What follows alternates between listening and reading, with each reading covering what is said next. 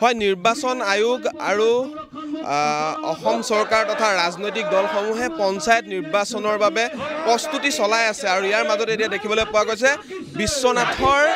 যি গলিয়া গাঁৱত পঞ্চায়ত নিৰ্বাচন বৰ্জন কৰা এক সিদ্ধান্ত আজি গ্ৰহণ কৰিছে আৰু এই মুহূৰ্তত দেখুৱাই আছোঁ আমি দৃশ্য আৰু ৰাইজে ইয়াত প্ৰতিবাদ সাব্যস্ত কৰিছে কাৰণ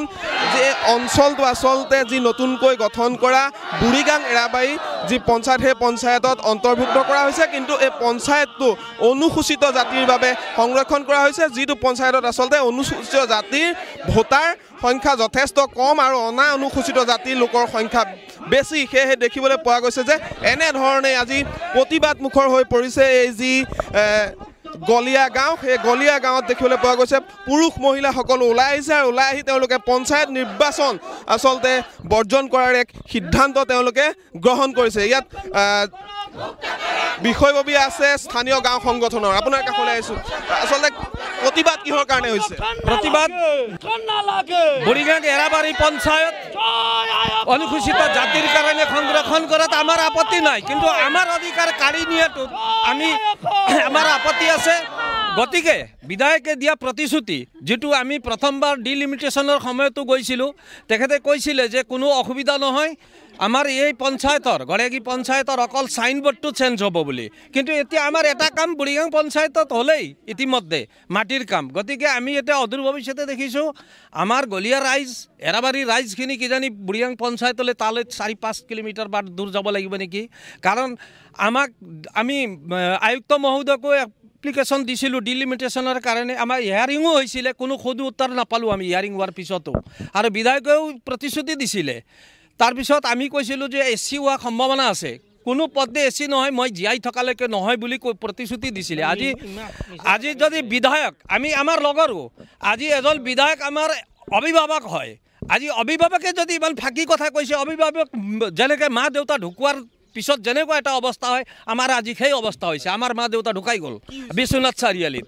গতিকে আমি এটা সিদ্ধান্ত ললে এইটোৱে যে আগন্তুক পঞ্চায়ত নিৰ্বাচন বৰ্জন কৰিম আৰু তাৰ পিছতো প্ৰয়োজন অনুসাৰে আমি যদি সিদ্ধান্ত ল'ম যদি পঞ্চায়ত নিৰ্বাচন বৰ্জন কৰাৰ পিছতো যদি নহয় আমি বিধায়ককো বৰ্জন কৰিম বিধায়ক মহোদয়কো মানে এসসি সংৰক্ষণ হ'ল এসসি সংৰক্ষণ না আমাক অধিকাৰ লাগে মুঠত পঞ্চায়ত এটা কথা জাতি এটা ইমান 4,000-4,500 ভোটাৰ থকা এটা টোটেল 7,000ৰ ভিতৰত 4,500 অকল আমাৰ গাঁৱতে আছে গলিয়াত ইমানখিনি জনসংখ্যা থকা অৱস্থাত যদি কিবা এটা দুটা সিট ৰিজাৰ্ভেশ্যন এটা সমষ্টিত আমি জনা এটা পঞ্চায়তত এটা পঞ্চায়ত ৰিজাৰ্ভেশ্যন কৰিলেই হ'ব এটা মানে ব্লকত বিশ্বনাথ ঘাট যেহেতু ৰিজাৰ্ভেশ্যন হৈছেই ইয়াত আমাক কিহৰ কাৰণে এই বুঢ়ীগাং এৰাবাৰীটো সংৰক্ষণ কৰিলে গতিকে আমি ইয়াত কিবা এটা ভৱিষ্যতে আমাৰ হ'ব লগা মানে ৰাজনৈতিক ষড়যন্ত্ৰৰ কথা ভাবি আজি আমি প্ৰতিবাদ কৰিছোঁ আমাক পঞ্চায়ত নিৰ্বাচন খেলিবলৈ ব্যৱস্থা কৰি দিয়ে অতি সোনকালে বিধায়কে কি ধৰণে হয় কাৰণ আমি বুজিব পাৰিছোঁ তেখেতৰ ইয়াত অনুমোদন আছে বিধায়ক কাৰণ আমি যেতিয়া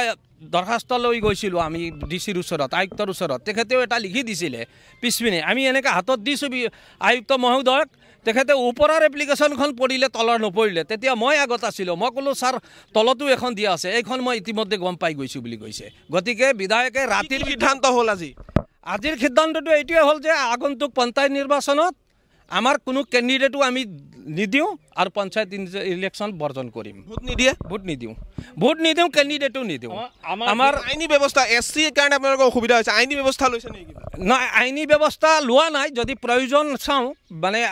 বাছ বিচাৰ কৰি আইনতো ফটকে যাব নোৱাৰি আলোচনা মৰ্মে যদি যাব লগা হয় আমি আইন ব্যৱস্থাও যাম আৰু দিছপুৰলৈও যাম বা বিধায়ক মুখ্যমন্ত্ৰী তথা অভিভাৱক মন্ত্ৰী তেনেকৈ যিমান যি আছে পঞ্চায়ত আৰু গ্ৰাম উন্নয়ন মন্ত্ৰী তেনেকৈ তেখেতসকলক যদি লগ কৰিব লগা হয় তেতিয়া তালৈকেও যাম বুলি ভাবিছোঁ কিন্তু এতিয়া আমাৰ প্ৰথম সিদ্ধান্তটো এইটোৱে হ'ল যে কোনো পদে আমি পঞ্চায়ত ইলেকশ্যনত সহযোগ নকৰোঁ ধন্যবাদ জনাইছোঁ ইয়াত আৰু আছে মই প্ৰতিনিধি মই আপোনাৰ কাষলৈ আহিছোঁ অসুবিধা কি আছে এসসি হ'লে নাই প্ৰথম কথাটো হ'ল আমি গলিয়াবাসী ৰাইজে প্ৰথমতে আমি ক'ব লাগিব যে আমি কোনো জাতি জনগোষ্ঠীৰ আৰক্ষণ যিটো সংৰক্ষণ তাক লৈ আমি বিৰোধ কৰা নাই আমাৰ কথাটো হ'ল গলিয়াবাসী ৰাইজৰ যেটো ইয়াৰ আগতে গড়েহাগী গলিয়া আৰু কদমনিক লৈ যিখন পঞ্চায়ত আছিলে সেইটো প্যাটাৰ্ণত আমাক পঞ্চায়তখন দি দিয়ক আজি আপোনালোকে এটা কথা চাওক, প্ৰায় 5,000 হেক্টৰ মাটি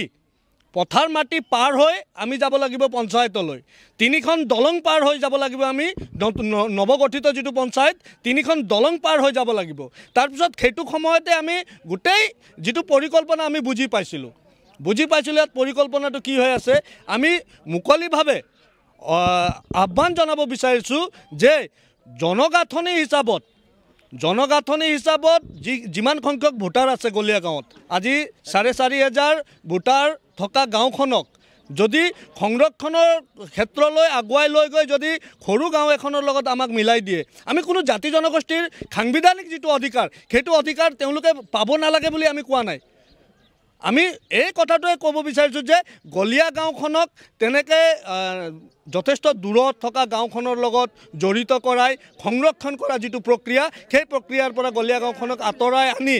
দুখীয়া ৰাইজৰ যিটো খাটি খোৱা গঞাসকলৰ যিটো ৰাজনৈতিক অধিকাৰ, তেওঁলোকে পঞ্চায়তৰ পৰা পাবলগীয়া যিখিনি অধিকাৰ, সেই অধিকাৰৰ পৰা বঞ্চিত নকৰিবলৈহে আমি আহ্বান জনাইছোঁ। আজি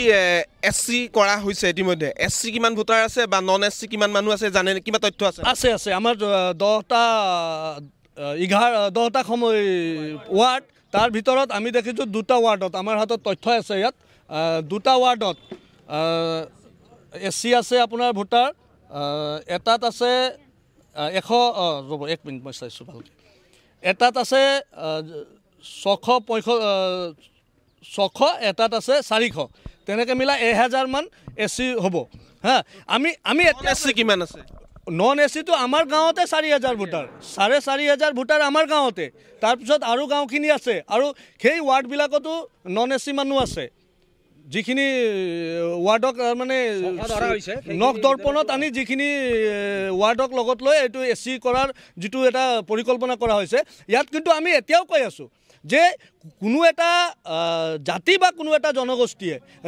সাংবিধানিকভাৱে যিটো পাবলগীয়া অধিকাৰ, তেওঁলোকক সেই অধিকাৰৰ পৰা বঞ্চিত কৰিব নালাগে। আমি তেওঁলোকক সেই অধিকাৰৰ পৰা বঞ্চিত কৰক বুলি আমি গলীয়াবাসী ৰাইজে কেতিয়াও কোৱা নাই। আমি মুকলিভাৱে এটাই কথা কৈছোঁ যে পুৰণা পেটাৰ্ণৰ যিটো পঞ্চায়ত আছিলে, গলীয়া গাঁওখনক, এৰাবাৰী গাঁওখনক যিটো ৰাজহ গাঁও হিচাপে এৰাবাৰী গাঁওখনক গড়েহাগি আৰু কদমনিৰ লগত ৰাখি আমাক এই সংৰক্ষণৰ যিটো প্ৰক্ৰিয়া তাৰ পৰা আঁতৰাই আনি, আজি যি আপোনালোকৰ প্ৰতিবাদ হ'ল, ইয়াত কি সিদ্ধান্ত লৈছে গাঁৱৰ ৰাইজে, কি ক'ব? নাই, ইতিমধ্যে গাঁৱৰ